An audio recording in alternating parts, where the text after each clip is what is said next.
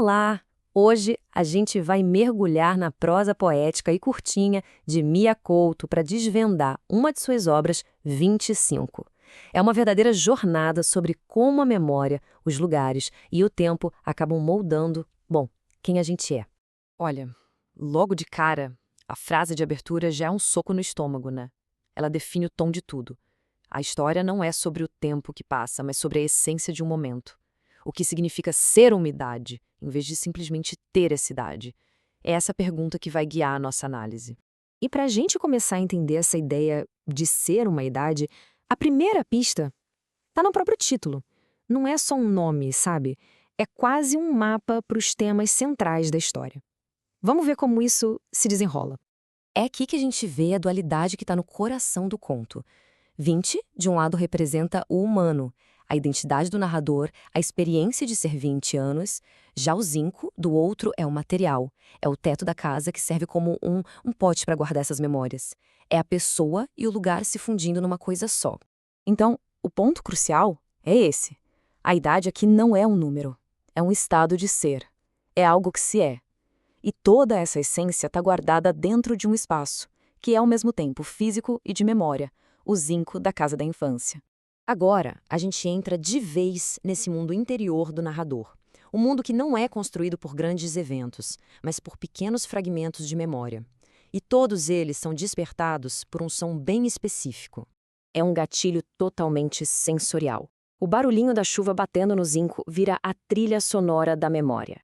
Parece que cada gota traz de volta uma imagem, uma voz, uma sensação do passado que vai montando o mundo interior do narrador. E a primeira figura que surge dessas lembranças é a mãe.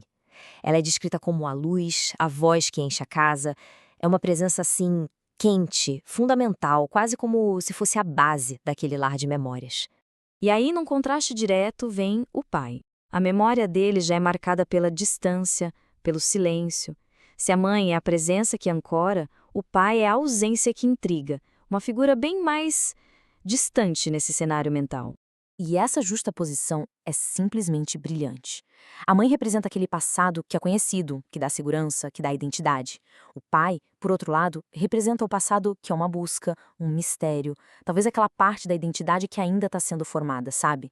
Agora vamos avançar para o coração emocional da nossa análise. Depois de passar por todas essas memórias dos pais, o foco vira totalmente para a identidade do próprio narrador, no momento de grande revelação. Essa é a pergunta central que a história vai construindo, né? Se o narrador é feito de memórias da casa, da mãe, do pai, onde é que ele se encaixa nisso tudo? Quem é a voz que está unindo todos esses pedaços? De início, a identidade do narrador parece que é definida de fora para dentro. Ele existe em relação aos outros, em relação ao lugar. Ele é o filho de, o morador de. A identidade dele é mais um reflexo do que uma fonte. Então chegamos nesse número, 20 anos. Não é só uma idade, gente. É o ponto de virada. É o momento em que todas essas memórias, todas essas influências, finalmente se transformam em uma consciência presente, numa identidade própria. E aqui está a frase que é o clímax de tudo. Agora sei, sou do meu tamanho.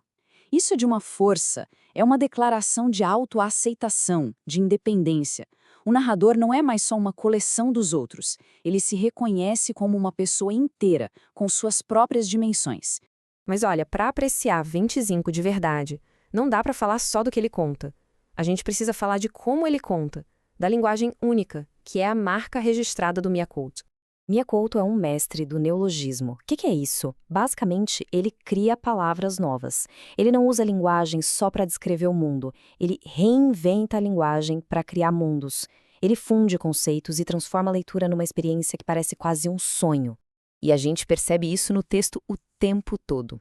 A chuva não apenas cai, ela desperta. As memórias não são só lembradas, elas acontecem.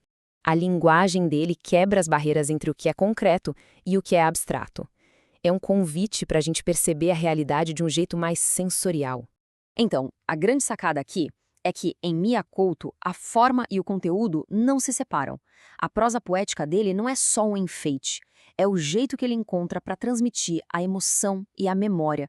A gente não só entende o que ele diz, a gente sente. E essa análise toda nos deixa com uma reflexão, né? A história nos faz olhar para dentro e perguntar se o narrador era há 20 anos, Uma idade guardada em zinco e memórias? Do que será que são feitas as nossas idades? Quais sons, quais lugares e quais pessoas formam quem a gente é? É uma pergunta que fica ecoando muito tempo depois que a leitura acaba.